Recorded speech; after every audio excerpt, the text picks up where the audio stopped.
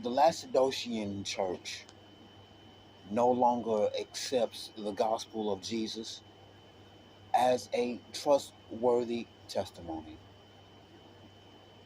The lukewarm church has extinguished Christ by no longer upholding the divine authorship, inherency, and deity of Christ, as well as the deity of the scriptures. He knocks on the door of your heart and says that salvation is a personal matter. For our text is from Revelations 3:20. The Bible reads, "Behold, I stand at the door and knock. If anyone hears my voice and opens the door, I will come in to him and will dine with him, and he with me." For a brief moment of your time, I would like to talk with you on the thought, who is at your door? Who is at your door? I want you to think about who is at your door and why they are knocking.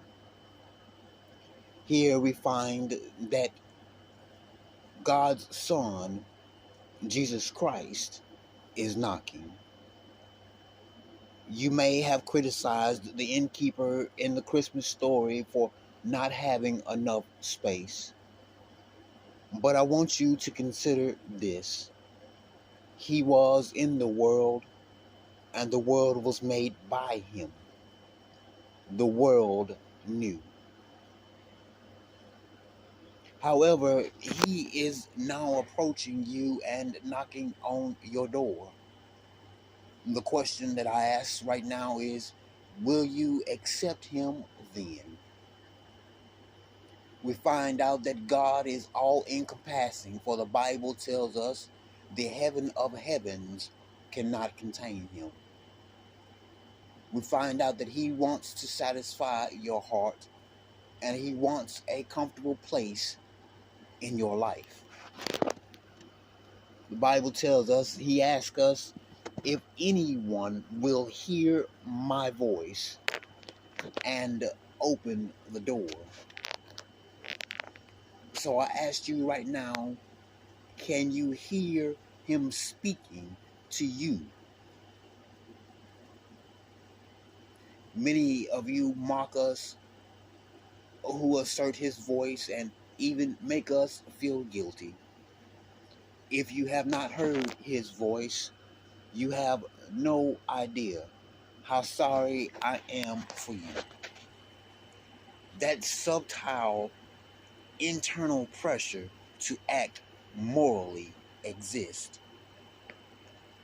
Yes, he occasionally employs extreme measures to attract your attention, be it a job, family, or home loss.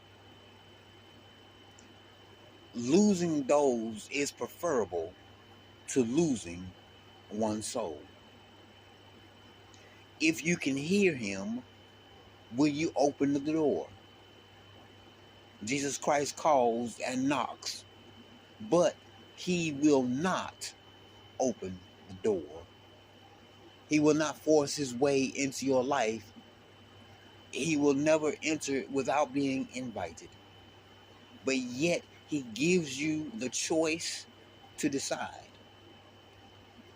He supplies your life with hope, joy, and peace, and then gives you the choice of accepting or rejecting his presence. He will never coerce you into accepting his generous offer of an eternal inheritance. But you must unlock the door. He tells us that I will come in to him and sup with him. The Lord wants to have a close personal relationship with you today. He finds that these tepid interactions intolerable. It is all or nothing at all. You see, he loves you so passionately that he wants to be the center of your existence. He is aware of how hollow and unsatisfying any other focus point is. He seeks a whole relationship rather than that of a casual one. He wants ongoing communion rather than just sporadic communion. But yet in this particular text, we find out that the lukewarm saint, rather than the sinner, is the target of Christ's message when he knocks on the door. Well, the question that I have for you is, how long has it been since you confessed your love for him? How long has it been since you basked in the bliss of simply sitting next to him and holding his hand? When was the last time his love ignited your heart? He tells us that I will eat supper with you. My brothers and sisters, this is reference to the closest, most intimate kind of a relationship. He says to you, I will become part of you, and you will become part of me. We will become a part of each other. As I close, I want you to find out that there is a reward offered by the Savior. For the greatest honor a man can hope for is to be in the presence of Christ.